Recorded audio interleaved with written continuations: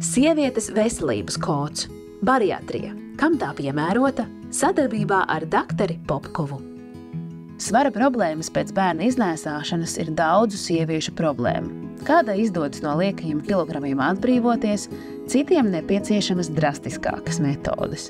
Diemžēl liekais svars kalpo par iemeslu, kāpēc neizdodas tikt pie bērniņa. Ar Alisi iepriekš tikāmies ārsta konsultācijā, bet šodien pienākusi lielā diena. Beidzot tiks veikt bariatrijas operācija. Man ir meita, viņai tagad ir 1 gadu un 1 mēnesis. Viņa tagad jau staigā, gandrīz skries. Un tāpēc es esmu ļoti laimīga, ka šodien es risināšu savu lielu problēmu ar lielu svaru. Es jūtos brīnišķīgi, es esmu pārliecināta sava ārsta komanda. Es saņēmu visu informāciju par to, kā viss process norisināsies, kā pēc tam man rīkoties. Es saņemu dietologa, gastroenterologa konsultāciju. Un es zinu, ko es drīkstu lietot pēc operācijas, kādu pārtīku, kā to vispārēji sagatavot. Pirms operācijas es nodevu asins analīzes, slimnīcas saņēmu kardiogrammu, plašu rentgēnu, augšo gastroskopiju. Viss bija kārtībā, un šodien es esmu pilnīgi gatava operācijai. Jā, lūdzu. Vai drīkst? Jā, protams. Labrīt, labrīt. Labrīt.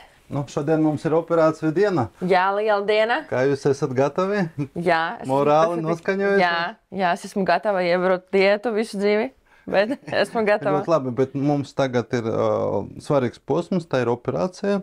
Tad šodien tuliņas jau brauksim uz operāciju zāli. Pēc operācijas jūs būsiet šeit, pamodieties šeit.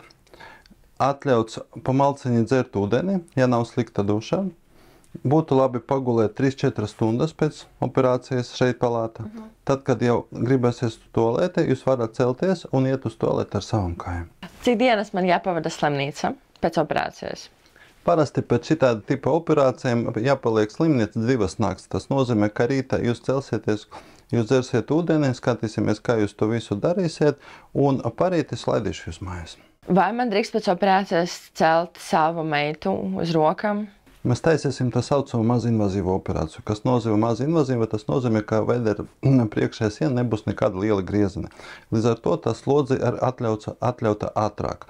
Bet tomēr, neskatoties uz to visu, rekomendācijas rakstīts, ka 3 nedēļu laika pēc operācijas nebūtu labi celt virs 10 kg svārā.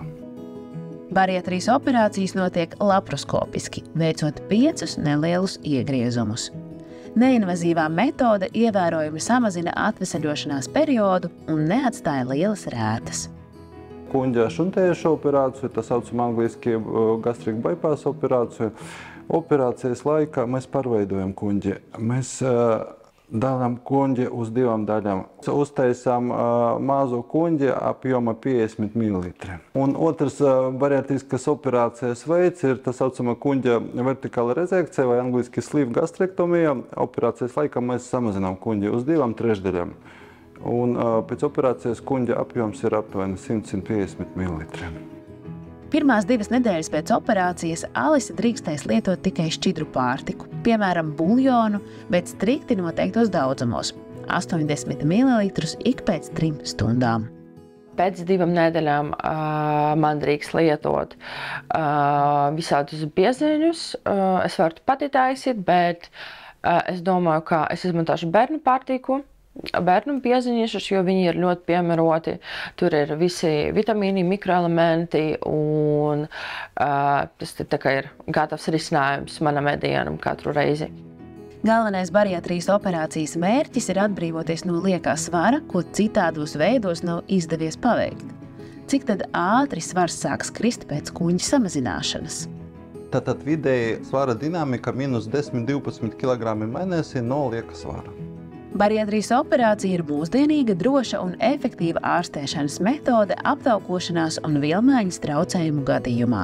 Par iespējām interesējies, sekojot ārsta Vjačeslava Popkova Instagram profilam. Tiksimies pēc dažiem mēnešiem, lai paskatīties, kā man veicas.